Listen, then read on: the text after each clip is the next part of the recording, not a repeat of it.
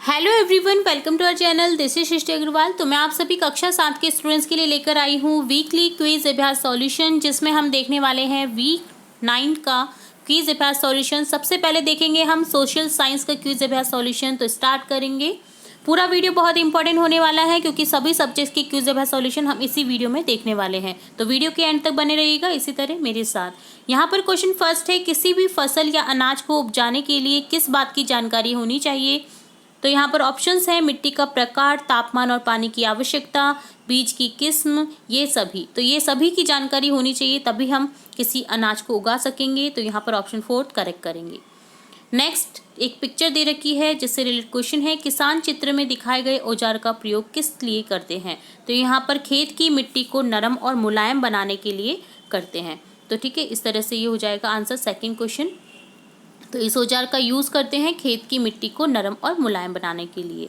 जुताई के लिए यूज़ करते हैं खेत को। आपने देखा होगा बैल के पीछे भी इस तरह का साधन लगा रहता है जिससे खेत जोतता रहता है। इसी तरह से थर्ड क्वेश्चन है, पानी और तापमान की आवश्यकता अनुसार फसलें अलग अलग समय में बोई जाती हैं। कौन सी फसल वर्षा ऋतु जुलाई अगस्त में बोई जाती है और जाड़ी नवंबर के प्रारंभ में काट ली जाती है। तो यहाँ पर हो जाएगा खरीफ की फसल। ठीक है, खरीफ की फसल सर्दियों से स्टार्ट होने से पहले ही प्रारंभ में ही काट ली जाती है। देन उगाई जाती है आपकी रबी की फसल, जो कि गर्मियों में काटी जाती है, गर्मियों के प्रारंभ में। ठीक है, तो ये उगाई जाती है जुलाई अगस्त के समय जब वर्षा ऋतु आती है। तो यहाँ पर सेकंड ऑप्शन करेक्ट हो जाएगा। अगला क्वेश्चन है, अच्छी फसल प्राप्त करने के लिए किसान अपने खेतों में खाद का प्रयोग करते हैं। खाद से संबंधित असत्य कथन का चुनाव कीजिए। तो यहाँ पर असत्य कथन हो जाएगा ऑप्शन थर्ड, रासायनिक खाद के प्रयोग से फसल पर कोई हानिकारक प्रभाव नहीं पड़ता है। तो रासायनिक खाद के प्रयोग से फसल पर हानिकारक प्रभाव पड़ते हैं और ये शरीर में जाकर के भी कई रूप से जहरीले भी होते हैं और हानि भी पहुँचाते हैं शरीर के बाकी ऑर्गन्स को। तो यहाँ पर थर्ड ऑप्शन करेक्ट हो जाएगा। इसलिए आजकल ऑर्गेनिकली जो फसल उगाई जाती है उसकी बिक्री हो रही है ज़्यादा और उसी की मांग बढ़ती जा रही है। अगला क्वेश्चन है, लोकतंत्र की क्या विशेषता है। तो यहाँ पर ऑप्शंस हैं, लोगों की भागीदारी, संघर्षों का शांतिपूर्ण समाधान, समानता और न्याय, उपयुक्त सभी। तो ऑप्शन 4 करेक्ट हो जाएगा, उपयुक्त सभी। समाज में असमानता किस स्तर पर देखने को मिलती है। आर्थिक विषमता, कार्य स्थिति और शक्ति, अवसरों की उपलब्धता, उपयुक्त सभी। तो ऑप्शन 4 करेक्ट हो जाएगा। नेक्स्ट क्वेश्चन है, सार्वभौमिक वयस्क मताधिकार का क्या तात्पर्य है। तो यहाँ हो जाएगा ऑप्शन 4 करेक्ट, किसी विशेष धर्म और जाति, गरीब या अमीर, शैक्षिक स्तर के लोगों के लिए मताधिकार क्या होता है, सार्वभौमिक वयस्क मताधिकार। इनमें से कौन सा भेदभाव सामाजिक असमानता के तहत किया जाता है, जातिगत भेदभाव।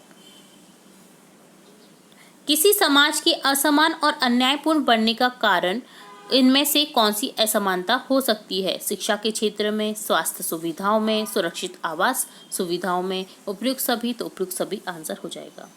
नेक्स्ट क्वेश्चन है, मानवीय गरिमा इनमें से किससे प्रभावित हो सकती है। तो यहाँ पर होगा सम्मान को ठेस पहुंचने से। ऑप्शन 4 करेक्ट हो जाएगा।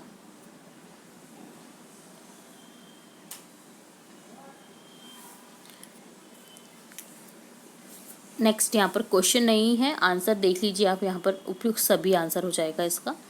मानवीय गरिमा इनमें से किससे प्रभावित हो सकती है, आय से, शिक्षा से, जातीय धर्म से, सम्मान को ठेस पहुंचने से। तो यहाँ पर ऑप्शन 4 करेक्ट हो जाएगा। नेक्स्ट क्वेश्चन है, समानता को स्थापित करने के लिए संविधान में कौन से प्रावधान है। तो यहाँ पर प्रावधान है, कानून की दृष्टि में हर व्यक्ति समान है, किसी भी व्यक्ति के साथ उसकी धर्म, जाति, लिंग, जन्म स्थान या वंश के आधार पर भेदभाव नहीं किया जा सकता, सभी को सार्वजनिक स्थलों पर जाने का अधिकार है। तो यहाँ पर उपयुक्त सभी आंसर हो जाएगा। नेक्स्ट क्वेश्चन है, मध्याह्न भोजन की व्यवस्था के संबंध में इनमें से कौन सा कथन असत्य है। तो ऑप्शन 3 करेक्ट हो जाएगा। यह योजना भारत में सर्वप्रथम उत्तर प्रदेश में शुरू की गई थी। अगला है सब्जेक्ट इंग्लिश से रिलेट क्विज अभ्यास सॉल्यूशन, जिसमें आपको देखिए शुरू में दे रखा है एक पैरा जिससे रिलेट है, वेयर डज सुशीला लीव। तो यहाँ हो जाएगा, देखिए शुरू में ही दे रखा है सुशीला लीव इन तमिलनाडु। तो यहाँ पर सुशीला के बारे में बताया हुआ है। यहाँ पर ऑप्शन 3 करेक्ट हो जाएगा, तमिलनाडु इस क्वेश्चन का आंसर। नेक्स्ट है, Sushila learn to draw kolams for her blank. तो यहाँ हो जाएगा learn to draw kolams for her mother. Option जो है आपका फर्स्ट करेक्ट हो जाएगा। नेक्स्ट है अगेन सेम पैरा दे रखा है जिससे रिलेटेड क्वेश्चन है Sushila love to make blank, तो यहाँ हो जाएगा कॉलम्स। ठीक है। नेक्स्ट है on which festival Sushila was allowed to make a kolam allowed by herself, तो यहाँ हो जाएगा पोंगल। नेक्स्ट है where did Sushila draw kolams, तो यहाँ हो जाएगा on flowers, on steps, on walls, तो ऑल ऑफ दीज हो जाएगा आंसर। नेक्स्ट अगेन है she saw the star blank what part of speech in saw, तो यहाँ सॉ क्या है, एक वर्ब जिसका अर्थ होता है देखना। यहाँ पर सेकंड फॉर्म यूज की गई, सी सॉ सीन होता है। सेकंड वर्ब किस में यूज होती है, पास्ट टेंस में, पास्ट टेंस का सेंटेंस है। तो ये सॉ क्या है, एक वर्ब यानी क्रिया।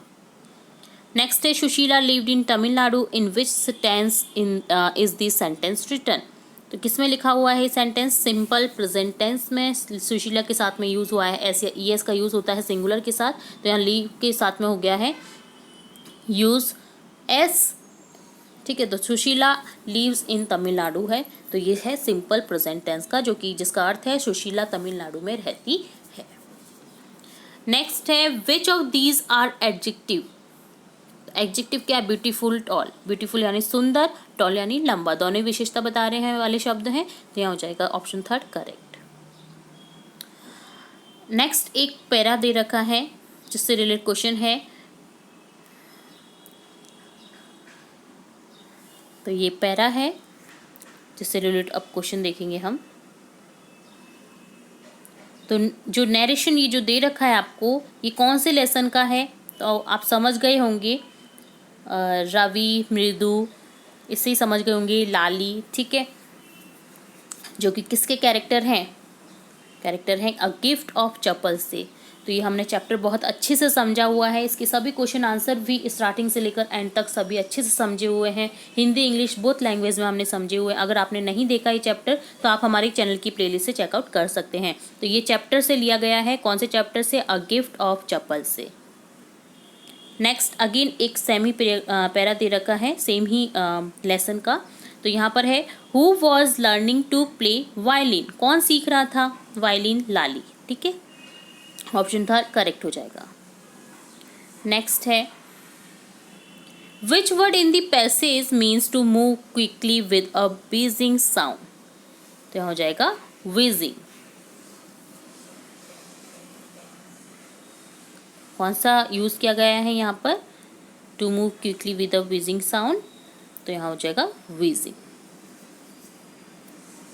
ऑप्शन थर्ड करेक्ट हो जाएगा। अब देखेंगे सब्जेक्ट हिंदी के क्विज अभ्यास का सॉल्यूशन, जिसमें शुरू में ही आपको एक पैरा दे रखा है जिससे रिलेट आपको पैरा अच्छे से पढ़ना है, देन क्वेश्चन के आंसर सॉल्व करने, ताकि आपको इन्हीं क्वेश्चन के आंसर जो इसी पैराग्राफ में उपलब्ध हैं आपको सभी अच्छे से समझ आ जाए। यहाँ स्टार्ट करेंगे हम क्वेश्चन को। विद्या, बुद्धि और विवेक का भंडार किसे माना जाता है, तो माना जाता है सरस्वती को।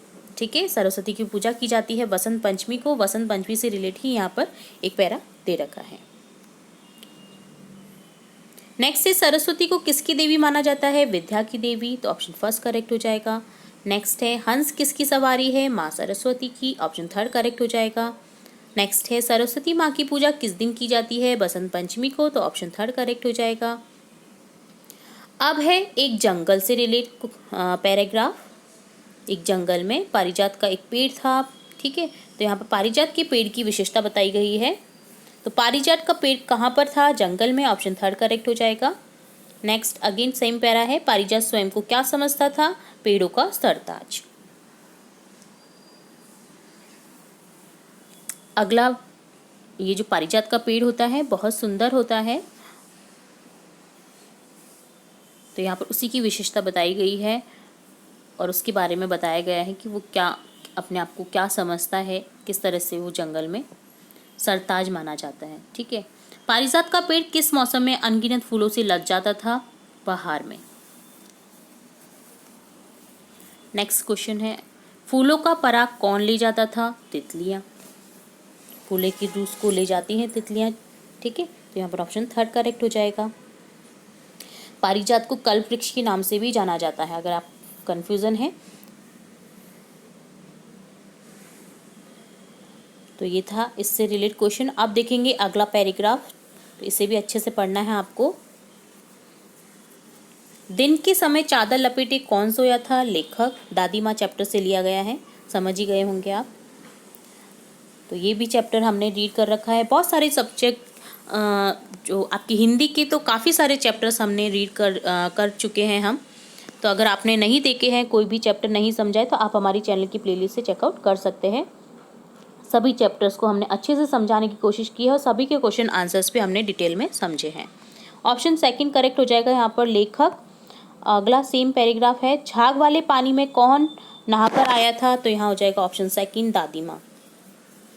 पानी से कौन नहाकर आया था? झाग वाले पानी से, ठीक है।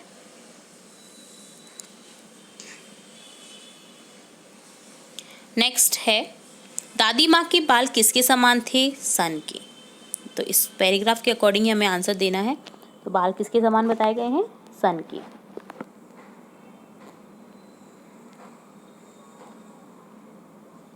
सन से सफेद बालों के सिरों पर, ठीक है। तो यहाँ पर ऑप्शन 4 करेक्ट हो जाएगा।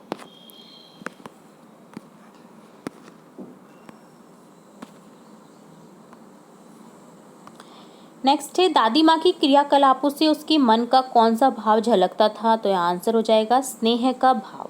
ऑप्शन थर्ड करेक्ट हो जाएगा। इस तरह से डन होता है आपके सभी क्वेश्चंस के आंसर सभी सब्जेक्ट से रिलेट। तो हमने यहाँ पर हिंदी, इंग्लिश और सोशल साइंस से रिलेट क्विज अभ्यास सॉल्यूशन देखा है। उम्मीद है आपको सभी क्विज अभ्यास सॉल्यूशन अच्छे से समझ आए होंगे। इसी तरह हम आपकी कक्षा से रिलेट और भी इम्पोर्टेंट वीडियोस और भी इम्पोर्टेंट जानकारियाँ और भी चैप्टर्स देखते रहेंगे। तो जुड़े रहिए हमारे चैनल के साथ। वीडियो को पूरा देखने के लिए धन्यवाद।